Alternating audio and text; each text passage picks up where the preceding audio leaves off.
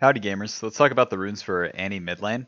They're pretty basic, the main two keystones being Electrocute and Predator. Also with Annie being the champion that I would say most players should just start on, as she's one of the most basic champions in the game, but then she teaches you like fundamentally like what's the right thing to do and then what's the wrong thing to do, and you can practice like basically every aspect of the game on her. So fantastic champion. It's one of the champions I started on, and I just love great champion. Anyways, with starting off with the keystone, it's going to be Electrocute.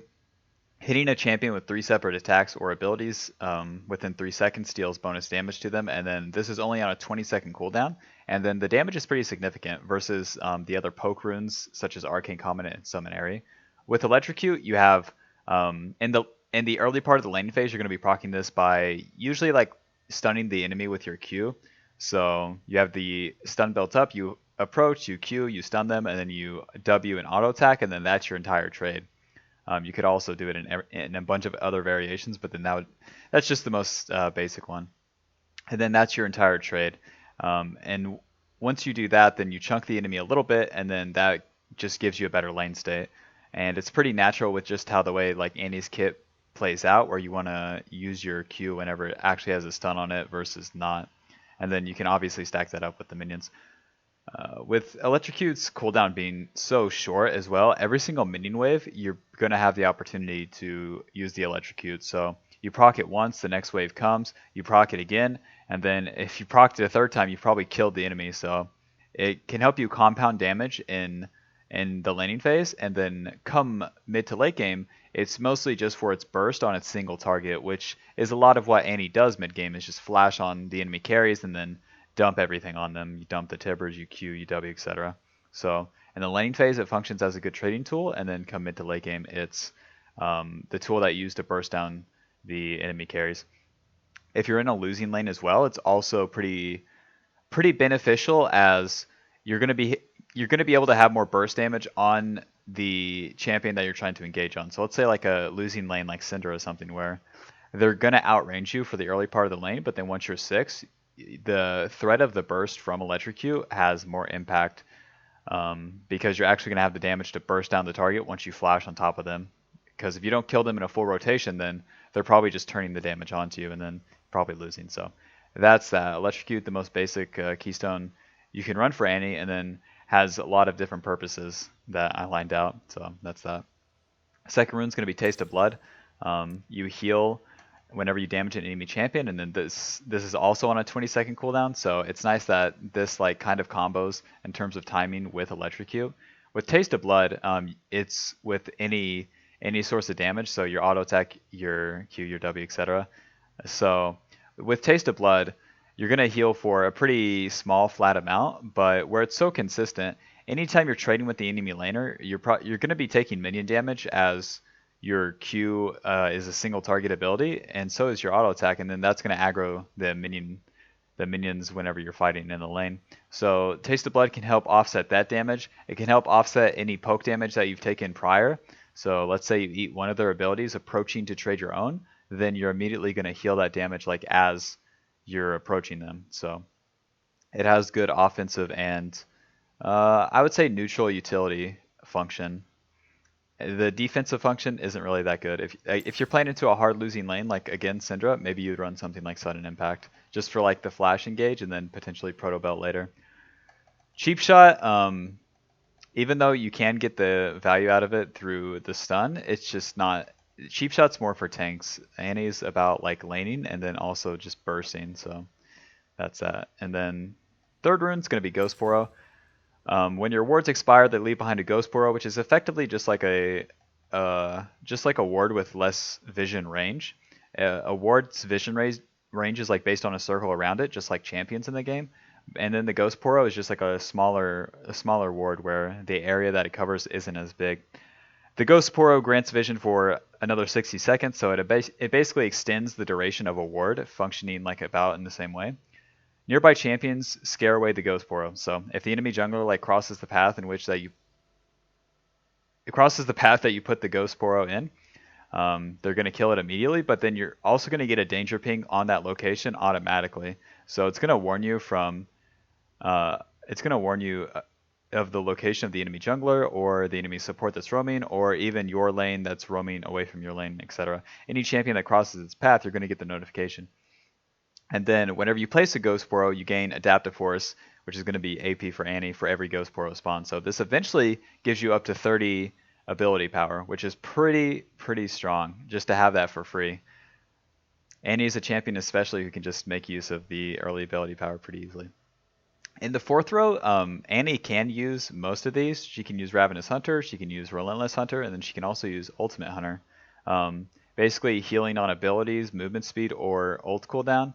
I'm going to recommend Ravenous Hunter, as having the extra healing makes it so that you're more functional after you drop the ult and then just try to burst everyone.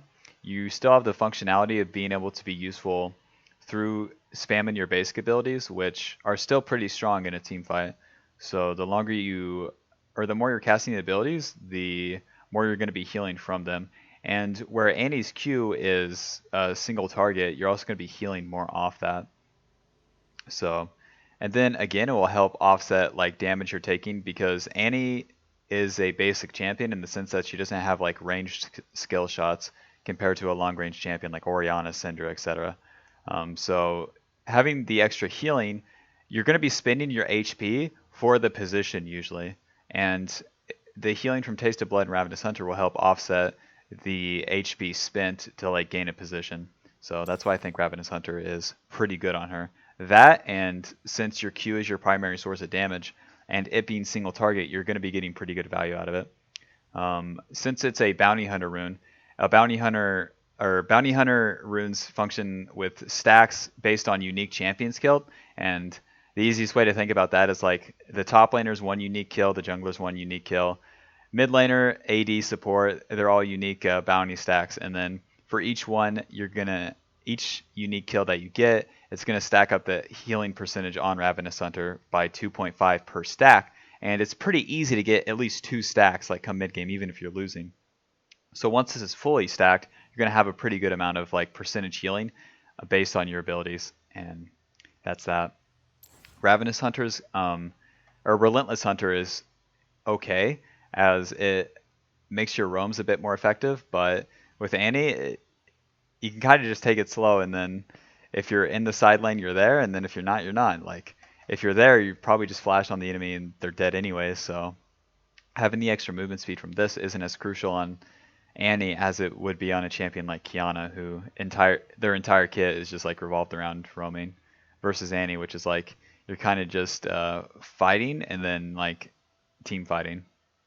Ultimate Hunter is okay, but Annie's ultimate is already on a pretty low cooldown, and the early items that you're going to build, usually a Lost Chapter item into either like GLP or Ludens or something, is going to give you a good amount of CDR.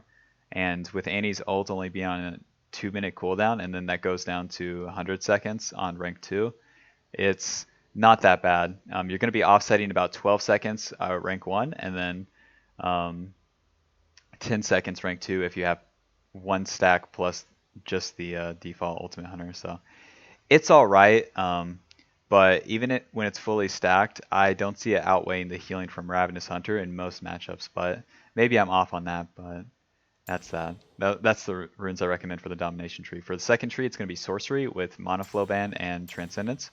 The way you're going to be trading in your lane is primarily going to be through your Q. Like, you use the Q to last hit the minions, and then you build up the stun, and then once you have the stun, you approach the enemy, you QW auto, proc Electrocute, and then you back off. Every time you hit the enemy champion with an ability, you're permanently going to increase your maximum mana by 25, up to 250 mana. So this is basically a Sapphire Crystal for free for Annie, and particularly if you're snowballing, that's when Mana Flow Ban can be really, really good, as you can just start buying more aggressive items like Swordpin Boots, Oblivion Orb, Deathcap, Leandries, etc., where you can skip the mana items early, such as Lost Chapter, GLP, Ludens, etc., and then still be able to have enough mana to burst a target and then farm a wave, for example. So, and then if you're not doing that, then the extra mana is still going to be useful, as it helps with wave clearing, and then just skirmishing in general. Makes things easier for sure. And then if you're winning, it has that extra utility of being able to itemize more offensively without having to worry about mana cost. Transcendence, you gain 10% CDR once you reach level 10. Since you're going to be playing in the mid lane, you're going to be reaching level 10 like the fastest in the game. So you're not really going to be like waiting until like 20 minutes or something for Transcendence. And then the 10% CDR is pretty nice, as again, your first completed item is probably going to be a 20% CDR item in either Ludens or GLP. And then with Transcendence, that's going to put you at 30%, and then Twin Shadows or something will put you at 40, Zanyas will put you at 40, etc. So being at 30% CDR versus 20 just feels a bit better. Annie's basic ability cooldowns are pretty low, but having them even lower makes it so that bursty fights are more in your favor, as you can get 2 rotations of your Q and W off just a bit faster.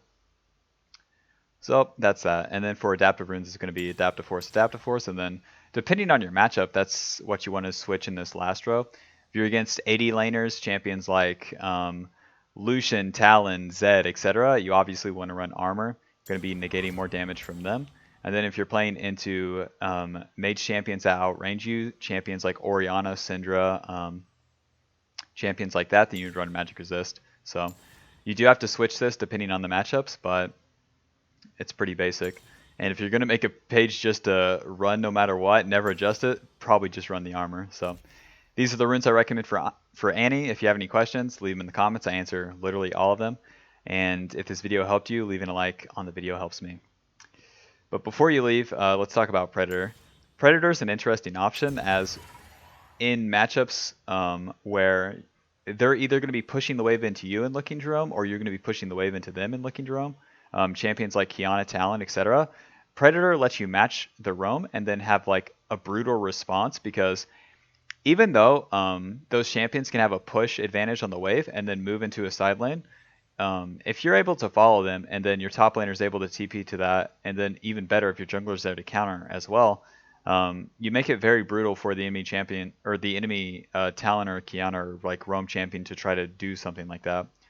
And then if you're the one pushing the enemy champion in, then Predator just lets you get to a side lane faster and then be able to get into the side lane, burst them because Predator gives you more damage initially, and then get back to your lane to farm it. That's kind of the value of Predator, but it's more complicated to use, as you have to buy boots early and then you have to use the active, and it shuts down a lot of your laning potential, as you're just missing out on a lot of damage from Electrocute in a pretty standard laning phase. So, and then with Predator, I wouldn't change any rune besides Ravenous Hunter for Relentless Hunter, as you're basically playing to roam if you're running Predator. So that's that. I don't really like Predator on Annie until you're at like a higher MMR, and then things just function different anyways. So that's that.